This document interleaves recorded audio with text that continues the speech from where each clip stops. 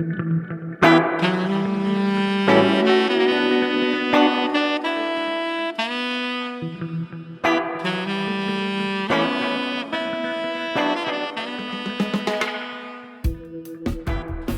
listening to the Speaking Tongues podcast.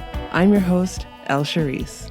Each week, I sit down to a conversation with multilinguals where we discuss and celebrate language, life, and culture through our own perspectives. Episode 118, Speaking Nahuatl.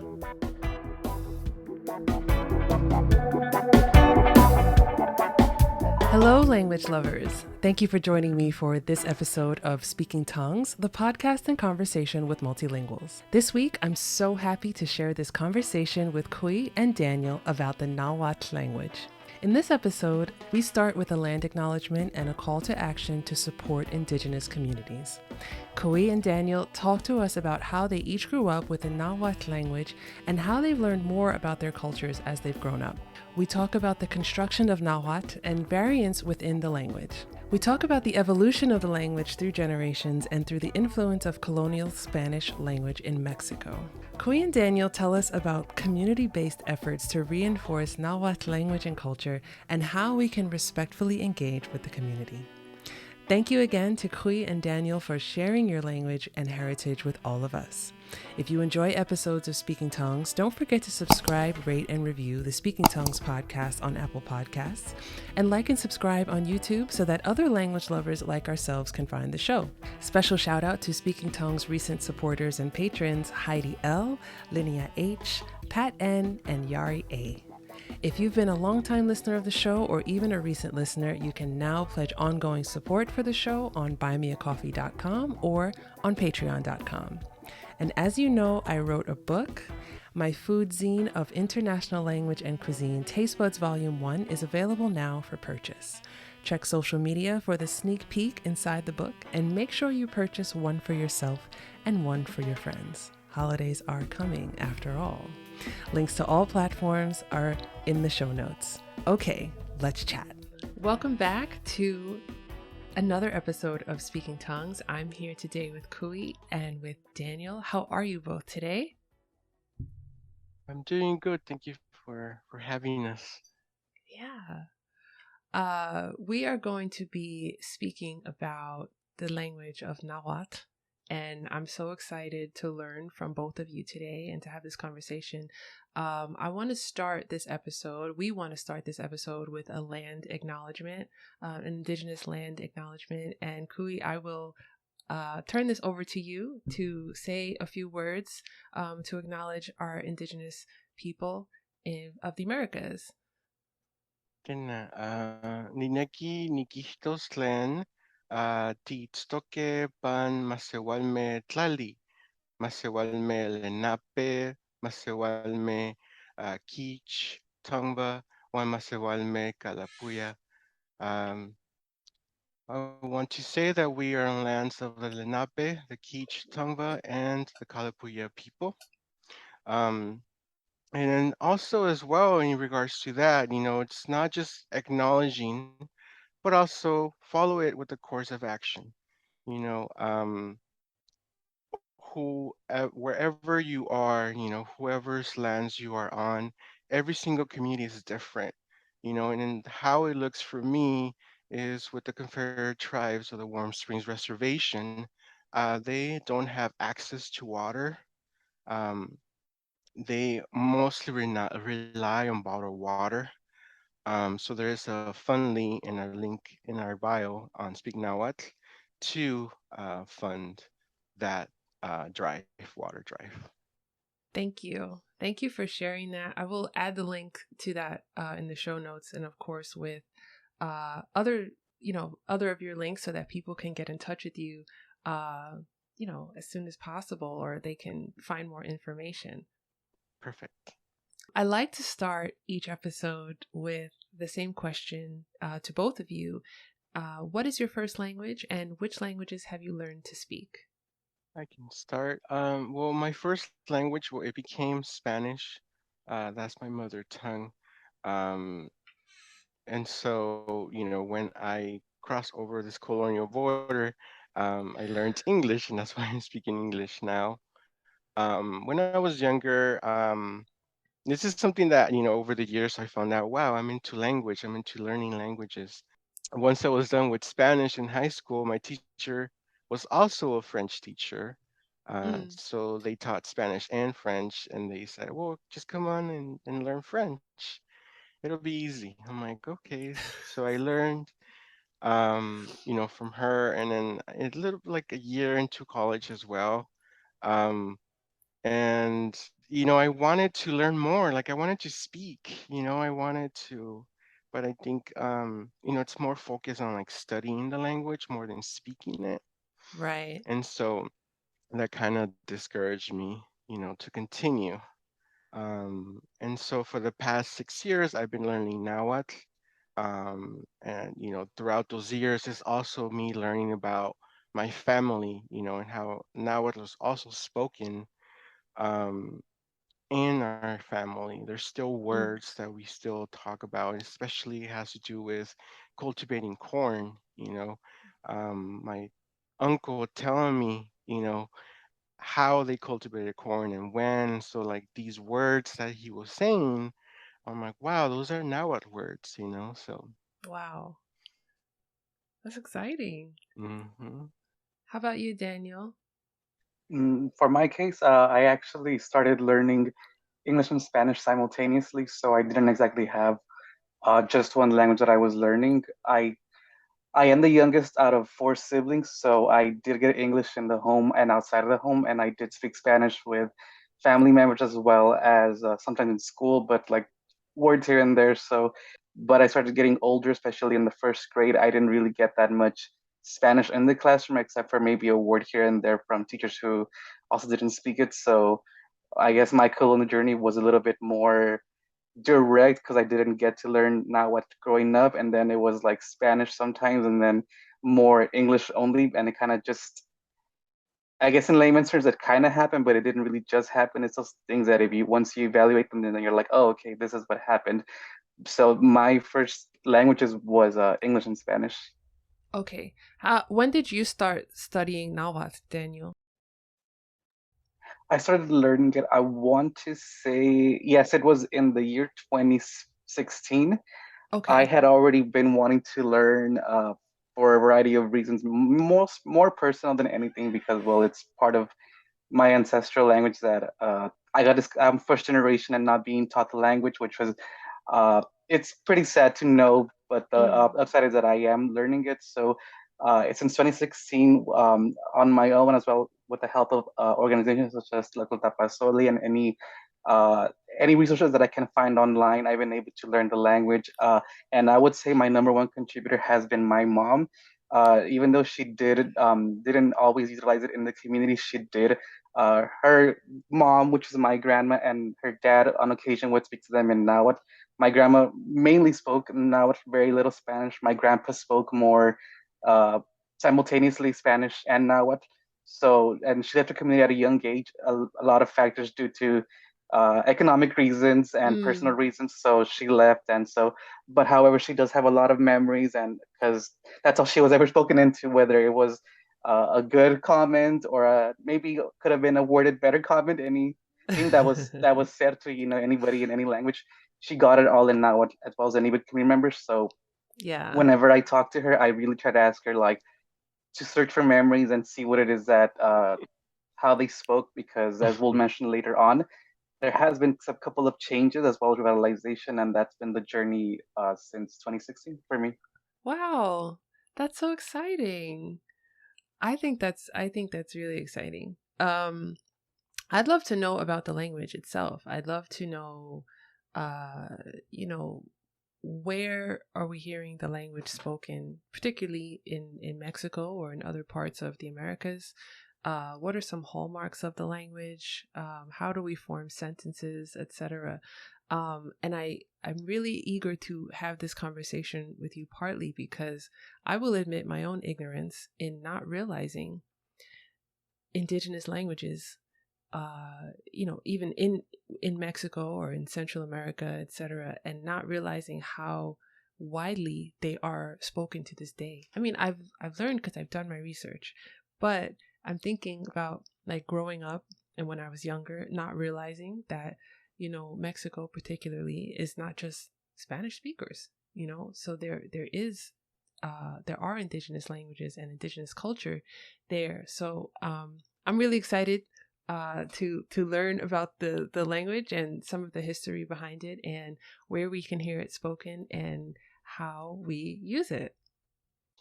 Yeah, if we're talking about within the colonial borders of the Mexican state, there's in the Mexican census of 2020, there was over 1.6 million speakers of Nahuatl, and it's the second largest spoken language in the Mexican state. And of course, the diaspora, there's other people that due to migration for different reasons, the language is spoken in also in the U.S., in California, in Southern California, and also it's the second largest most spoken. It's a most spoken language in North America, or Turtle Island, as it's known as well. That's something that I learned myself too. Like I wasn't thinking of that as well, and Quitlawak is my real name, and so I think that ever since I was a kid, I knew there was something else other than, being a Spanish speaker and being raised Catholic, there was always something, when I Mm, was little, I was asked, or I was told as well, like, are you Indian? Like, are you Indio? And then so that kind of like made me think as a child. And I was like 10 years old, and I went to my grandma and I asked her, like, are we Indios? Like, are we Indian? Like, no, we're Mexican. So ever since then, you know well, I guess I am Mexican, but I knew there was something else. There's something else other than, mm, Quitlawak mean my name. Yes, he was a mm-hmm. dynastic Yeah. ruler, but what else? Why is it that I'm the only one that has an Nahuatl name in my family? Um, and in terms of how it works, it's agglutinative, meaning you get it's different parts that you glue together to form what are sentences in English. Like for example, a lot of the still till today, how do you say I love you? It's ni meets tlasohtla. So ni, I'm doing the accent meets, meaning to you, and then Mm-hmm. tlasohtla is one of the verbs that means to love. So that's kind of like the kind of how the language works. Yes, so we actually covered a pretty good basics of the language and how sentences are formed. I would add that throughout the time that the language has been being taught and that I've been learning, I also noticed that, which might touch on the topic of the evolution of the language. Because there's a lot of influence of Spanish and Spanish encroaching upon not just Nahuatl but many indigenous languages. In the particular case of Nahuatl, people it's been for some time, but it's been a bit more apparent in recent years that word structures have been switched. For example, if you were to say something like trying to refer to like a black cat in our variant, it got a little bit distorted where now people might say uh, like like misotilike, which would be like is trying to say a black cat, but really it's if you study it, it's actually kind of saying like a cat who kind of got into a chimney and kind of got all of that on in it, and that's because of Oh, Spanish. But if okay. you were to reverse it the way it should be a tlilique. Wait, it should actually be a tlilique misto instead of miso tlilique. So it's kind of I don't want to tread or compare it to English, but it's the most close that I can try to explain it so that people can understand in which because in Spanish you might say kind of like carro de ambulancia or like kind of like or like you might use different words to like refer to something or like el idioma náhuatl, and in English it would be like the Nahuatl language, and it's kind of how Nahuatl does where the noun of it would be at the end and then the adjective would be at the beginning of it. And how I said before, because of the influence of Spanish, those kind of distortions have sort of happened where they're kind of being switched. But that would be how it's actually should be being spoken. And there's a couple of cool little features, such as also words like on, like which means like for respect, kind of like if I you tell somebody "tleti conchiwa," which is a, kind of like in Spanish, kind of like saying "que hace usted." Okay. That where the own would come in, and that's like showing a respect to either an elder or someone in a high regard position in the community, or just somebody who you they might be your family member, but you treat them with respect, even though that part of it has kind of been used a bit less, which is unfortunate. But it could either be considered the language evolving, or it could be considered a distortion. But that's the fun of it, exploring these little changes in as time has gone by. Yeah, that's so interesting. I was going to ask you about if there is an influence of Spanish kind of changing the Nahuatl language, and you answered my question. But now I'm curious about evolution of the language, and as you speak with elders, grandparents in the community, have the words that they use, are they any different than the words that would be used by persons from your generation? Has the language evolved in that way at all? Or is it similar to what you're saying with it's evolved through the more influence of the Spanish being used in the country? Actually, I'm glad you got that question because I actually did ask my mom about this. From what I was able to gather, because again, this is going to get a little bit historical, a little bit sad, because indigenous peoples have always been thought of as being uneducated, being ignorant. So that's why the many there was efforts to come into the communities and teach Spanish, and with that happening, some words kind of got a little bit distorted or were no longer used. For example, if we were to ask my grandmother, how would you say my name is, or yo me llamo, she would say neni monotza. But if you were to, which would be like I call myself, or like me llamo. But if you were to ask somebody of like of the generation, probably the 1960s and on, or the 1980s, they would say neni motoka, because in Nahuatl, toca or tocait means name, it's a noun. But then because of the influence of Spanish, it's kind of been thinking, oh, toca and must be a call, like a call in Nahuatl. And then so if you ask somebody who's a bit, they're still older, but not as like not like my grandma who passed away in 2000. So she would have been maybe about right now, maybe like about in 98. So older generation, they would say neni monotza. So those are, I would say, is like little changes here and there, or kind of like greetings having a little bit shortened. Like and our variant, luckily, as far as I remember, we do still say the complete version, like Qualiton al Simple. So it's a little bit more full, like the time of day where you say things. But in other variants, which I myself like to feature, others may disagree, where they might say something like Chikawatika or Piali, Yawi, Ki, which are shorter ways of saying hello. And I myself like it because it's an addition to the language. There are some people who do believe in preserving the old ways of saying things.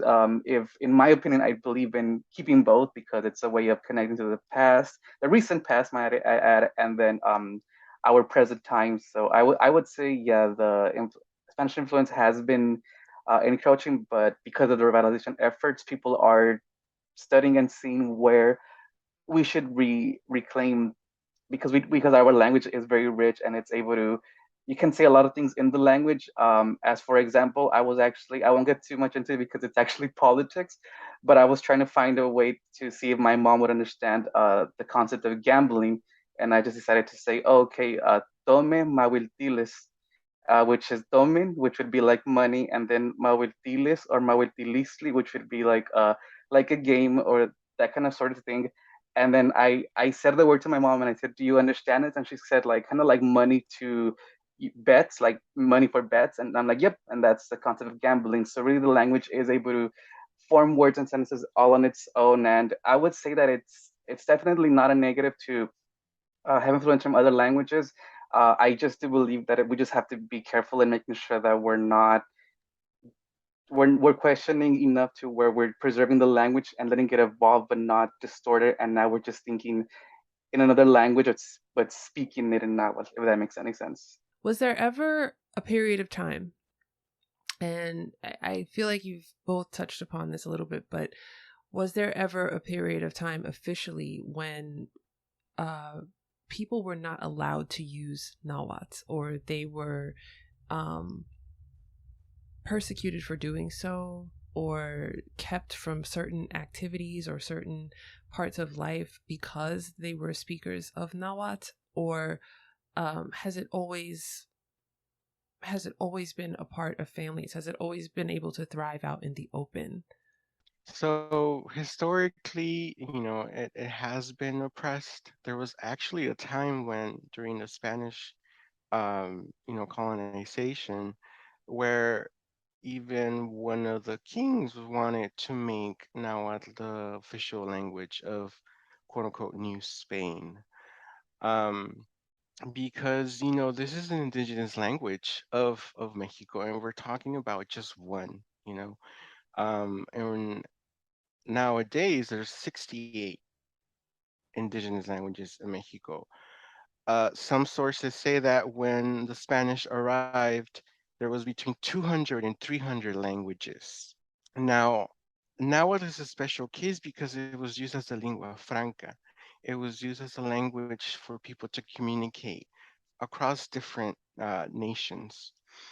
And so that's why we have different place names that come from Nahuatl, especially with the Mexican states like Jalisco and Oaxaca, even the country of Guatemala. It comes from the Nahuatl word, also Nicaragua. And so, yeah, there was a point where the colonizers, the settlers wanted to make it an official. Um, but there was this push, of course, with the religion and Catholic Church, that no, we need to speak Spanish, and that's what occurred. And over the last 100 years, the um, education system in Mexico has made it a point to make everyone into a Spanish speaker.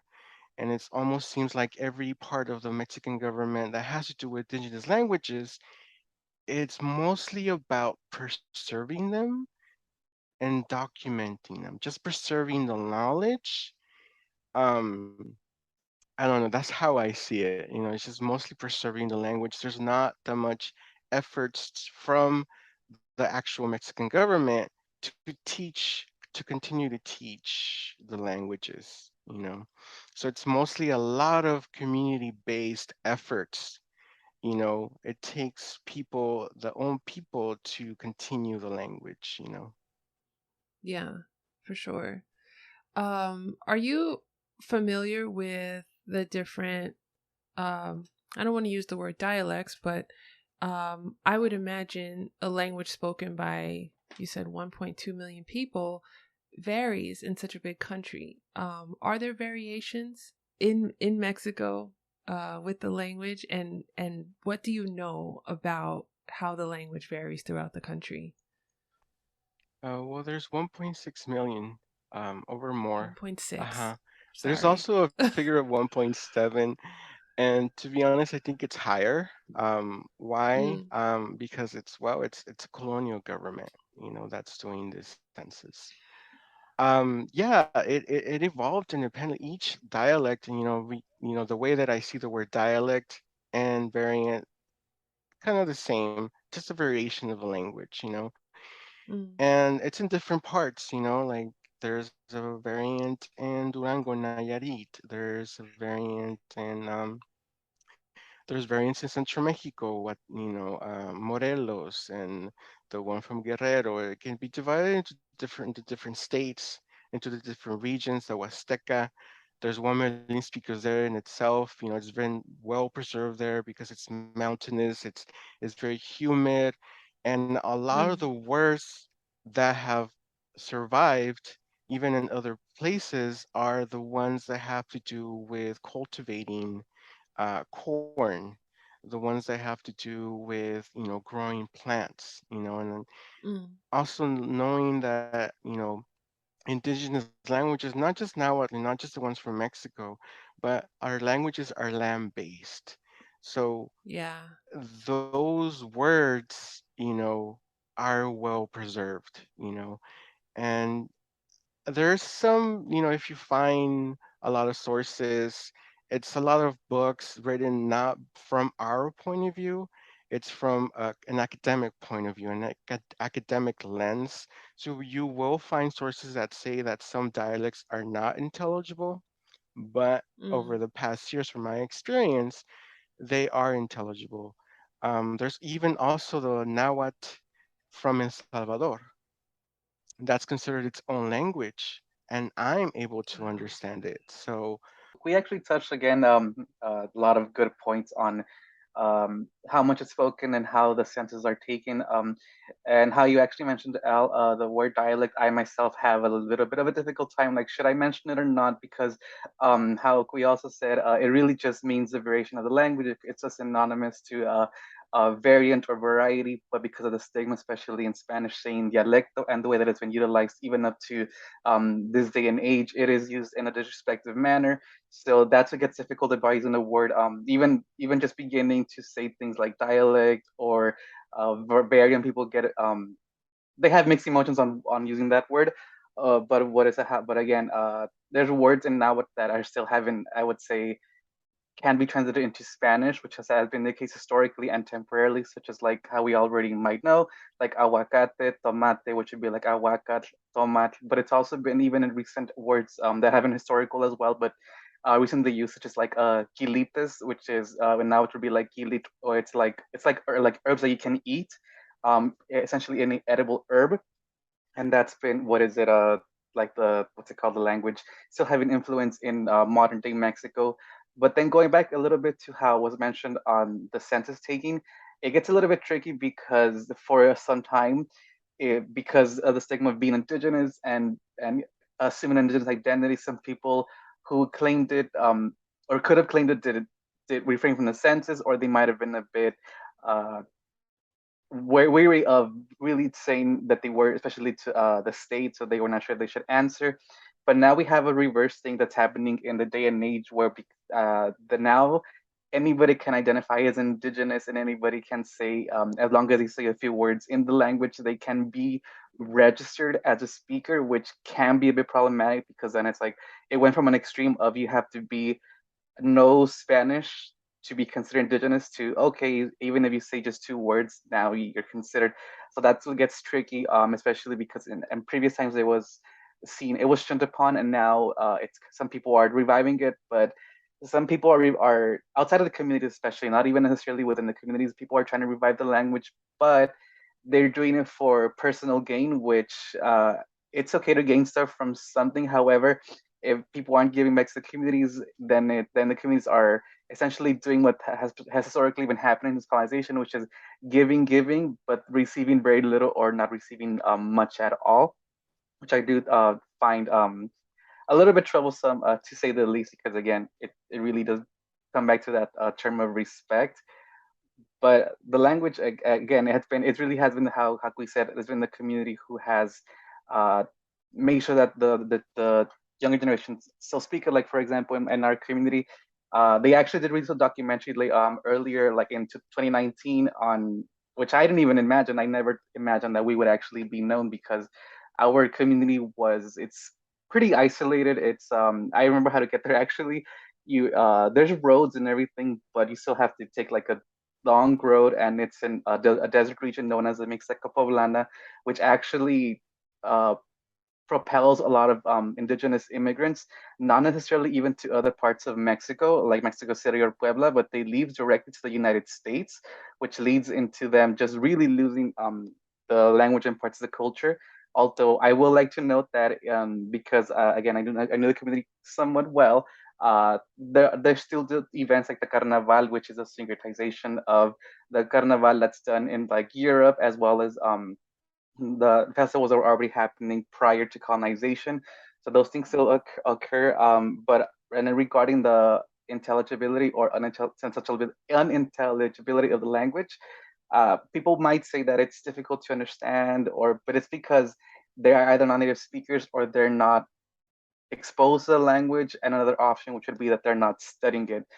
But I know that how we said you can understand it. Like I myself have also heard Nahuatl from El Salvador, and it's pretty understandable. I don't see it as a hindrance, or I'm not to the point where I'm thinking, oh, I don't understand them. Like, oh, I get the gist of what they're saying. Like you understand. And there's also another interesting thing that happens, especially prior to the 1990s, which was that because of the stigma, a lot of community members in various Nahuatl communities, especially if they're around other indigenous languages or indigenous communities that no longer speak indigenous language, they mainly speak it or spoke it within the community, and then they would leave and kind of think that these communities around here speak it because again geographically they know the area, but if some people don't travel that far or didn't travel that far, so they might not have known that Nahuatl was also spoken much northern up in not just in our case the state of Puebla, but in Estado de Mexico, Nayarit, Jalisco.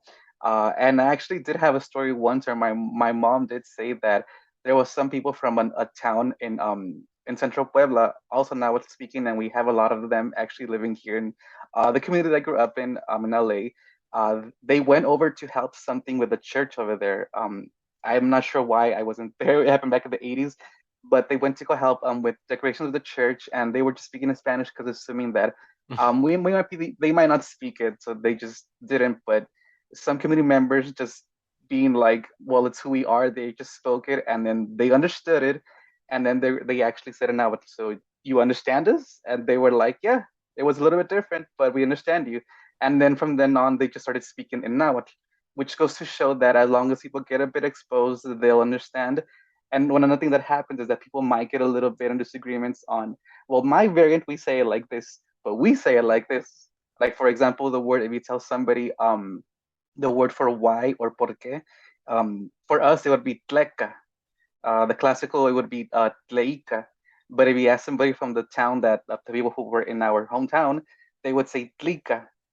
And native speakers might be like, why do you say it like that? But in the end, they still know that it's the same word. They're just a little bit in disagreement on how to say it. But do they understand each other? The answer is yes. Yeah. As teachers and learners, what is there a standard that you're teaching? Is there a standard that you're learning, or are you learning a regional variation of the language first? Now, because there's so many variants and dialects, 27 to 31, depending on which source you're looking at. Okay. There's a lot of variety in this language, so Mm, I think it's important, the way that I approach it with my students, it's like, let's say you don't know English at all. So if you want to learn English, you're going to take an American English class, okay. so you just stick with American English. You can learn British English at the same time. It may be similar, but there's differences. So it can get Okay. confusing if you learn multiple dialects at the same time. So our teachers are from Chicontepec, Veracruz, and also Tamazunchale, San Luis Potosí, and that's in the Huasteca region of Mexico. Now, the Huasteca region comprises of different states, right? It's a nature region. Um, and so there's 1 million speakers there. So we stick with those dialects because our teachers are from there. And so we continue to teach the Huasteca dialects. However, as I go along the lessons, I make it a point, especially with the how you say hello, because it's different ways, and it's not a direct translation. It's just a word. Like for example, like Daniel said, Yahweh. There's also Kinyawi, and I was like, there's Piyali. There's also Yali, and but if you go in Central Mexico, it's more like Panolti, Chicahuatica. So it's different Mm. words that mean the same, somewhat translate the same, and also, understanding that sometimes you can't translate something directly, especially Yeah. from a Yeah. different language family. And so we stick with that. But we also acknowledge, and I also point out the different ways of saying things as well. You know, Yeah. and also the ancient Nahuatl as well. I think that the ancient Nahuatl is also important. It's also known as classical Nahuatl. Um, the language of the nobility, especially we're talking about the Mexica nobility. So it's another, and it's different dialects in itself too. Especially in central Mexico, that's where they were spoken. They're no longer spoken, but the ones that are closely related are the ones from Mexico City. Okay. And so with that, and especially in academia, there's just like this hyper focus on that specific one. Hmm. Um, and so yes, it's important, to learn how it was spoken, back then. I also know it as colonial Nahuatl. Um, but it's important to know that there's over 1.6 million speakers. So another one of our goals in our collectives, Tlazotapasoli, as well as speaknow.com, is to speak it and to speak it how it's spoken now. And Right. to also understand that with learning the language, you're going to learn the culture. With the culture, you also have to understand the resistance that all these Nahuatl speakers have gone through. Um, and so with that, we also help the communities that we learn from, you know, with, it's a collective of different, I don't know how to Yeah. draw, so the students started doing the videos, and so also, one of our teachers is also a filmmaker, so they have a film and they show it in different film festivals, and that's one way because of the travels and everything. That's one way that you can help out the community, by putting it into film and seeing exactly what's going on with their own, because each Hmm. community is different. So Yeah. Yeah. I'm curious to know about code switching, and I'm curious to know how, where we experience that as Nahuatl and Spanish speakers, um, and what that's like, and how, is there anything attached to it? Is it normal? Is it stigmatized? Is it encouraged or discouraged? Like, how do people communicate between, between the two languages, or back and forth, or do you use it with certain people and other people you wouldn't use it with? Like, how do we code switch? It actually segues pretty well, and it kind of goes back to the last question of pretty much of when is it used and how can we help the communities. It happens with code switching. It gets a little bit different than American English dialects, where we might still be comfortable using it with people who may be outside of our communities. I know that I have a variant of English that is very particular to a certain part of LA, and then when I go out of it, some people understand me. Other people are like, why do you sound like that? And it's like, well, it's because I'm not trying to think so much about the way I'm speaking. And it gets similar to now, except that in because of the stigma, because of racial discrimination, economic discrimination, employment discrimination, code switching becomes a thing where, similar to how I said earlier, where communities didn't speak it outside of the community, even if there were other indigenous people in the same bus, because we would take the bus, then that's when if people may stop speaking it, or especially if people might make comments on it, like, why are you speaking like that? Or in Spanish, ¿por qué hablan así? Ya no hablan así. Or some people, when they go into employment, they might be telling them that they can't be speaking it like that, or to prevent their children from having that an accent or not being able to fully defend themselves in the Spanish language, they refrain from teaching another language overall. And what I would also go with code switching, and also with the last question about how can we help the Nahuatl speakers, is also remembering that the communities have reasons, even if they might seem simple, which they're not, on why they stop speaking or why they code switch or why they don't even use certain words. For example, I know I saw once a video where somebody was saying that they were a professor of the language, but not a native speaker or from the communities. But they were saying how they were asking a native speaker how to say how to say burro or donkey in Nahuatl, and the mentor responded with a burro, which is in Spanish. And the person teaching this wasn't exactly particularly happy about the response. However, when you do understand the communities, you might think maybe they just didn't know that word. It's also possible that their community no longer uses a word for donkey, or it also, because I'm also again also letting people know that what I want to say is, it's just, for it's just to, proceed with caution. But people who are not from the communities, or who haven't really analyzed why the communities code switch, is sometimes people think that people are just simply don't want to revive the language of their own community, which is not always the case. I know some people have said, well, I visited a town in Mexico, and they were so proud of speaking it, or they spoke it to me. But the thing is, there's a difference between being a visitor in the Nahuatl community versus having personal ties. And it does change the things, because then people might speak it or might not speak it, but also code switching also happens again with the racial discrimination. What are people going to say? And some people might not care what people say, but those comments may still be directed at you. And how quick Lauk mentioned earlier about discrimination. I myself, I never tried forcefully showing how indigenous I was. I was actually trying to be like, no, I'm not. But I remember in high school, in the ninth grade, I had long hair, and mind you, I was into like metal music and like punk. So me being a teenager, that's why I grew out my hair.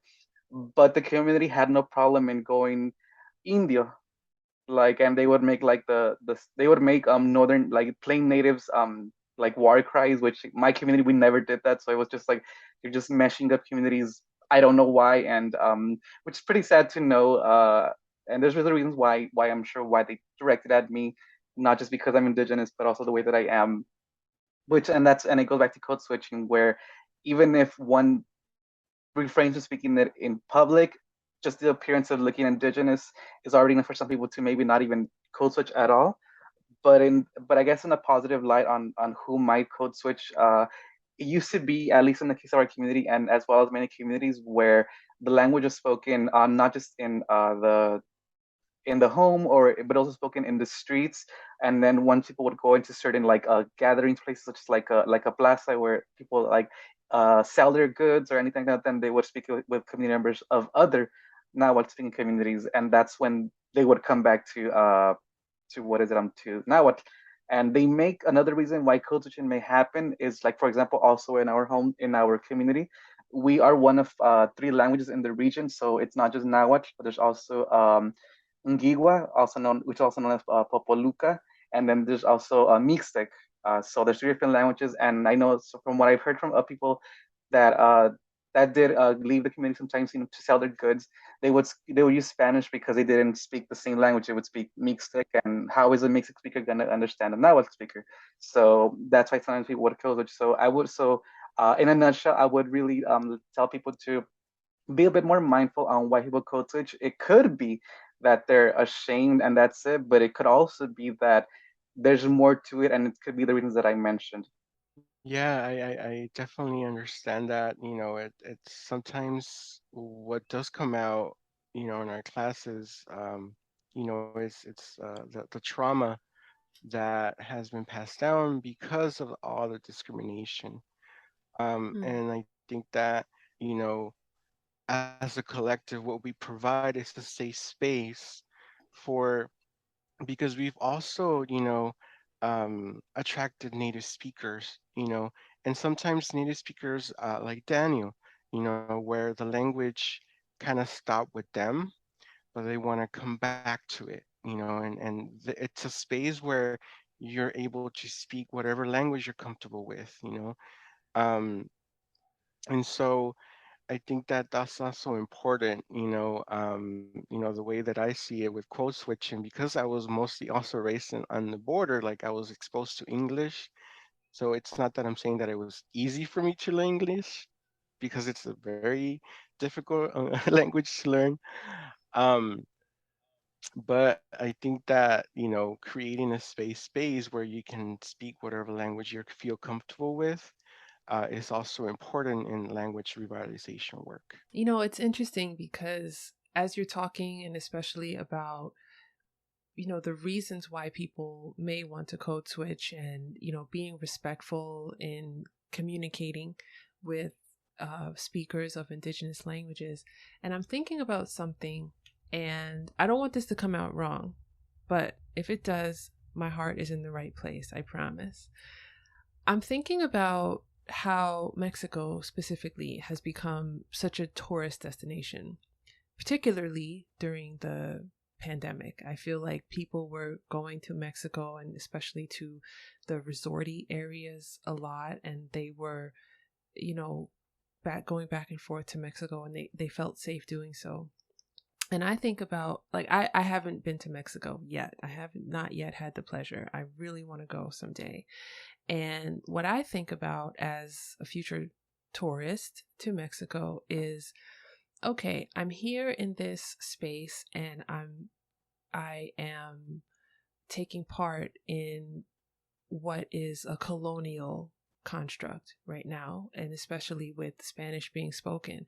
But knowing myself and knowing that I'm curious and I want to engage, and I want to experience might not be the right word, but I want to be close to indigenous communities. Like I want to see what people are doing, and not in a, like, looking at people like they're in a zoo at all, but just because I want to understand a Mexico that I am never told about, because I only see the resorts and I only see the Instagram photos and stuff like that. So the first thing I'm thinking about myself, and I want other people to think about, is how can we as outsiders, knowing that we are outsiders, knowing that we are not part of this community, how can we engage respectfully? And how can we communicate respectfully? And I guess from your perspective, and whatever your thoughts are on this, like, what do you think would be the best way for people who are not part of the community and they don't have a connection or blood relation to it? Like, how can we engage, and what would be your way to do that, or what would you tell people who want to do that? I think you make a good point in regards to where people want like to stay in Mexico, a lot of the resorts, you know. But Mm-hmm. if you do want to engage and you do want to, help out, I think it's important to go into the actual communities, to go into the towns. You will also always see a tianguis, an outdoor market, another word that comes from Nahuatl, tianguis or tianguisli. Um, Kisly. buy their food, buy their art. Um, if you're able to engage in a conversation with them, ask about their day, um, ask how you can help. I think by you just like engaging with them, buying their food, buying their product, I think that in itself you're already helping them, you know.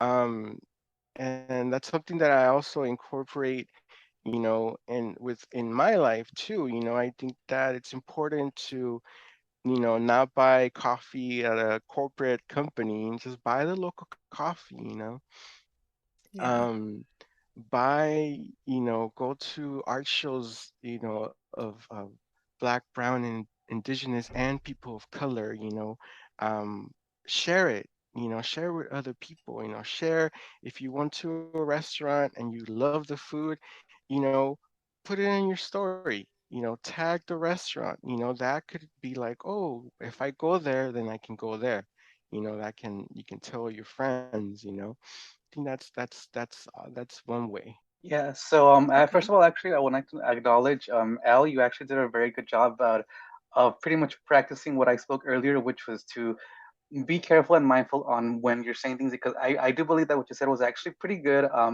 But it was a perfectly valid question.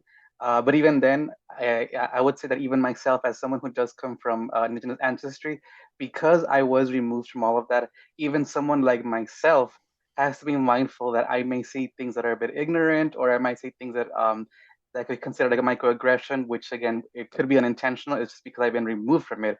So I would say that if even if someone like myself who knows that although I am still pretty close to the language, if I know that I have work to do of having certain unconscious biases getting out of my head, people who are more removed from that, even if they are Mexican, should be mindful of that. And I say this because the question was to how do we help the communities, and sometimes people they are so focused on reviving their culture and reconnecting, which is a very beautiful thing. And I do believe people should have the right to do that. However, people should also make sure that if there's misinformation, that they don't pass it on as authentic culture, which has unfortunately been happening for the last, especially the last like 30 years, which has been really people having at the same time they're questioning it, but they're also kind of just passing things on that are misinformation. But how Kutlabak said is also making sure that you're also checking up on the communities because the communities they're perfectly okay with you going in with respect, just knowing that they're gonna be there welcoming you. They're gonna be like, oh, how are you? You know, pretty much being a cordial person, especially since the Nahuatl language and most indigenous languages are have their very cordial side as well as their more informal side, like any other language. So it's really making sure how they are, because how you also mentioned, people go to the resorts, and one resort that many people go to is actually Acapulco, which is right by in Guerrero, and Guerrero has a lot of Nahuatl speakers. So it's very easy to pretty much just take a microbus or a shuttle and go to a community and see what they're about, see what they're selling, and it really is buying their products. And another thing that I would note is if you're going to be buying a product from indigenous communities, please make sure that you're paying the price, not trying to ask for a lower price. Unfortunately, especially because I had family members who, I'm not sure if they still do it, but they would make like figurines, Christian figurines. Anon did that, and she would sell them. I had another family members who they would make what's called cinta, or like kind of like out of palm, where they would weave baskets. And other communities also make things like shawls. They might make huipilis or skirts. Some people make shoes or they prepare organic food. And mind you, the indigenous communities have been doing everything that we're all about now, which is organic food, non-GMO, uh, pretty much all natural. The communities have been doing that, except the difference is when it comes from indigenous community, people have this need or they believe that it's okay to ask them, can I get a lower price? But they don't have any problem telling a bigger corporation, okay, they just accept the price for what it is. Mm. So I really think it is going that because again, the communities, it's in the culture to be organic, to be about the earth, and also if you're going to be using anything modern, anything chemicals, how do you keep the culture within it to make sure that you're not going to be harming the planet and the earth itself?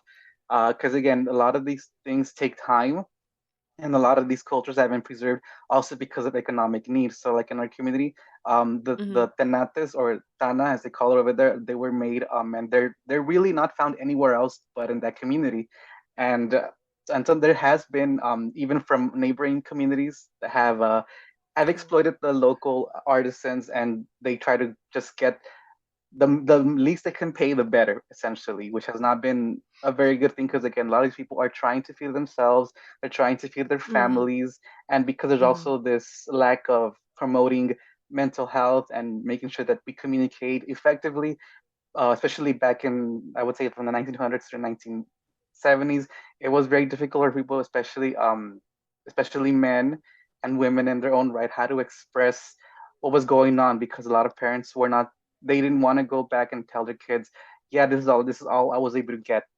And unfortunately, some of these things still happen where people want to just they can give less to the communities. That's what they want to do. And I'm going back to that. It takes time to make these things, Mhm. and it's actually already at a pretty good price that they sell these things. So it's a bit unreasonable to be Yeah. saying, "Can I get a lower price?" And so, really helping the communities is just really making sure that even if you are Yeah. of indigenous ancestry, knowing that you could still be wrong about things or that you could still be making statements that might be problematic, and really analyzing yourself and seeing and permanent solutions to help in the communities. Like for example, throwing just doing a food drive, it's a good idea, but it's not sustainable. But telling the communities, okay, so what do you like? And for example, our community, they now cultivate pitahaya or Mhm. dragon fruit, and it actually has been growing naturally. I used to go as a kid, and back in those days, like in 2004, it was not in demand like at all, and I would just be able to just pick it up and just eat it. But nowadays, it's become a big market. But a lot of the producers, that they get their fruit from Asia, and again, it's nothing against the content of Yeah. Asia, but a lot of indigenous communities also are trying to impose a product that naturally grows in the area, and it was actually exported from Central Valley of Mexico. But yet, a lot of people are still having trouble in selling the product, Hmm. and this also has led to deforestation, which is also like another topic that we'll get into another time because it's deforestation. But really, it's just making sure that the communities are getting what's Yeah. right. Because again, it's really not asking for a lower price and checking. And again, it's always sustainable Hmm. instead of temporary solutions. I'd love to hear about the collective and what you do. You talked a little bit about what you do, but let us know what you do. Tell us about the collective, the name of the collective, and most importantly, not just what you do, but where we can find you. And if we want to work with you, how can we go about that? Yes, we're part of Tlahtotapasoli, which means language nest. We're on Facebook. We also have a website, tlahtotapasoli.com. Um, and so we're now a study collective, and it's a language nest. So we aim to create materials and to incorporate language revitalization methods to teach the language. So everyone is invited to learn at La Plaza de Cultura y Artes. We do once in a while do workshops at different schools and universities. I myself, on the online part of it, is speaknahuatl.com, speaknahuatl.com. It's an online school, so it's online learning. Have done, I have taught preschoolers, which is one of the most fulfilling things ever. Like, just sponges, so beautiful to hear Yeah. them. Like, oh my gosh, you said exactly how I said it. To elders, having elders telling me, like, because even within my classes, I also ask for feedback because this is our class, this is our community based, Yeah. and that's has been the model till this day. Even when creating materials, right now I'm creating the material with them in mind. How they each Mm. student works. How they learn. So our online classes are only for Black and Brown and Indigenous and people of color only, because when we're learning our original languages, we're learning about ourselves, we're learning about our current family members, and we're also learning about our ancestors. Kind of like outsiders have this idea of like, oh, this is fun, and I'm gonna learn another language, and then I'm a polyglot, and that's fun. um but there are times when that for us is not fun. There may be some traumas that come out as well. That's Yeah. something that, you know, I also make sure that I provide my students with other resources. And what also comes out is a lot of identity issues. We're Mm. giving all these labels, which are still colonial instead of labels like, Latino and Hispano and indigenous, and how that's positive, and Indio and how that's negative. Um, and so, just creating a safe space, supportive space for everyone to learn, whether it be online or whether it be in person. Mm. And then you can Oh, support us. You can go to speaknahuatl.com, um, Speak Nahuatl on IG, click at the link in our bio. You can sign up to our classes there. You can find a way to support us. Free learning resources as well. You want to make it as accessible as possible. Each of us have our own YouTube channels as well. So there's a lot of resources out there. wonderful. Yeah. Thank you for sharing that. Thank you for the work that you do, both of you. And I will add links, all the links we talked about. I will add them into the show notes for this episode because I really want people to find you. I want people to engage with you, and I want people to support you. I want people to support you and support the good work that you're doing. And thank you so much for this conversation. I've learned a lot, and I've learned enough to know that I have a lot more to learn. And I want to do that work for myself and get to understand more about not only the language but the culture and the initiatives that that you're talking about and that we've talked about here today in this conversation. Thank you both so much. Tlaskamati, thank you for having us. I really appreciate your work as well. I really, really, really, I really appreciate your work as well. So it's mutual. Thank you. Thank you. Thank you both so much. I'd like to end each episode on the same question just to have a little bit of fun. And that is to both of you. Or you can flip a coin, decide who wants to answer this or not. Do you have any jokes, popular sayings, tongue twisters, cool slang words, idioms, words of wisdom, or words of advice in Nahuatl to share and to teach us? There is one word actually, and it's called testlaco, which is someone who visits people's homes only to criticize what they have. So that was actually pretty cool finding out. So because I did ask my mom, is there something that's not as vulgar? And then she started thinking about it, and then so that's what I searched it up right now. It's testlaco, which is pretty much how you describe it as, oh, it's somebody who goes to your house and they're like, hi, how are you? Let's hang out. Let me go to your house. And then when they leave your home after what you thought was a pleasant conversation, they're like, "Oh my goodness, that is the ugliest like wall decoration I've ever seen. Like, oh my god, that is the ugliest yeah, that's so that Testlaco is like someone just comes to visit you Wow. just to talk smack about like your home or the way you live. Like, oh my goodness, like why is the house so small?" And by the way, Daniel's working on a vocabulary list for his dialect. So Very nice. I can't wait to see it. It's actually pretty lengthy. I have to put a few more because I was gathering things more over like the weekend. There's stuff that I have like I'm reading on this planner that I have just because I'm not in class just yet. So I just wrote a couple of notes in it that like my mom would have, where I have some on my phone.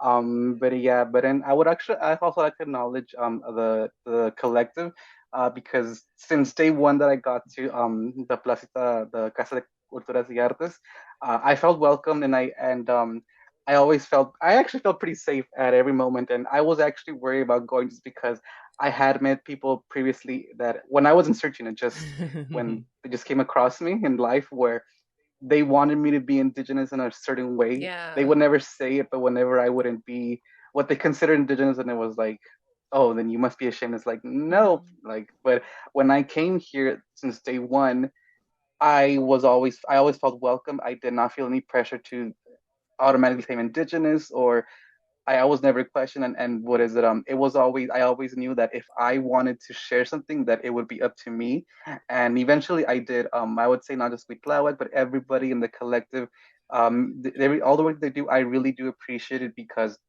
I know a lot of them learned the language when there was practically no internet or the infancy of the internet. So it was really difficult getting a hold of resources, especially if they're located in Mexico. So it really did help me to have learn it a lot quicker, and then being able to have essentially a native speaker at home does help a lot with compiling the list. And how Quitlawak said, like I have a list that's up to right now. It's I think 22 pages. And I'm trying to make sure that it's single spaced, by the way, so I'm not cheating with like big fonts or anything like that. I'm doing it like a good essay. Times New Roman and 12-inch font. Mhm. But yeah, there's like a lot of words that we have. And yeah, there's also I guess another one that we kind of did find like it's more respectful. So there used to be this thing where my mom and other community members have said that they used to see elders doing this. I think it disappeared, but I want to find out what happened. But essentially, whenever you two people would come across each other, like on the street, and to say hi to each other, once they would depart, they would start like speaking to each other and saying words until eventually they disappeared, Mm. like out of each other's sight. Oh. And the closest that you were able to get was Ika Moma Wisotse, which is like kind of like with your con su permiso or like usterito, like it's yeah. So I've been having a lot of fun, really, thanks to the collective and thanks to my mom, who's been willing to contribute. Because I know some family members of other people that I know, they just don't want to share it. So I think I'm really lucky and having found Lago Pasoli, speaking Nahuatl, and a family member who's really willing to teach me everything that they know. And if I ever do find any more like slang words or anything like that's cool, or if I find the more vulgar one, I'll let you know.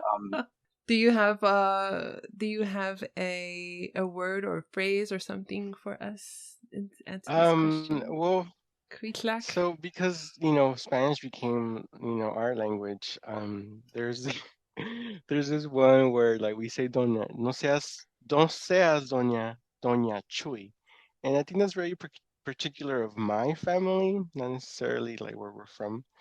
Um, no seas doña Chuy, don't be Lady Chuy, right? And so there was this lady in the neighborhood that was very gossipy. And so that became Ooh. like, if if you're asking too many questions, or if you're like going outside and look, there's like the police outside, and oh, no seas doña Chuy, don't be gossipy. Doña Chuy. Yeah, so that's what we have. That's what I can remember. Oh wow, those are good ones. Those are good ones. And Daniel, I still can't believe to say all of that about going to somebody's house just to dog them out later. You get that in one word? I love that. Yeah, I remember when I first heard it, I had to stop and tell mom like, I'm like, wait, can you explain it? Like, can you give me like a picture on like how it would happen? And then she just characters are like, she was like, yeah, pretty much somebody goes to your house or like, hi, let's hang out, like let's have lunch, and then I'll go to your house, and then you think you're having a good conversation, and Mhm. then later on you hear that they're talking behind your back about the way you live, the your picture frames, anything that you have, and it's like, wow. But it's nice to know that because especially people think that there's no specific words just in Nahuatl or really in any indigenous language. But it does go to show that even within each Yeah. community, there's words that are used that capture just with one phrase or one word something like this kind of person. Like I don't know there's something like that in English or in Spanish. Mhm. I'm sure there is, but I have to find a dictionary. But it's nice to know that in Nahuatl there's also those things where it's like, oh, like that's interesting. Yeah, yeah. I love that. I really enjoy that. Oh, words. Words are amazing. And I'm excited to hear that you're working on this project. So let us know when it's done so we can share it. We can, help share it, and looking forward to it. Thank you again to you both. I've really enjoyed this conversation. Before I let you go, really quickly, don't think about this too hard, but in the situation where you've been sharing fellowship, community, you've been talking with someone for quite some time, and you're about to go your separate ways, what is the best way in Nahuatl to say goodbye? In our community, at least from what I've heard, it's typically a timotasque, which is like we'll see each other, or like mosla, like tomorrow, like it means like tomorrow's gonna be a new day. So mosla or timotasque. Oh, does that just mean goodbye? Yeah, you got it. Thank you both so much for this conversation, and I will be talking to you both soon.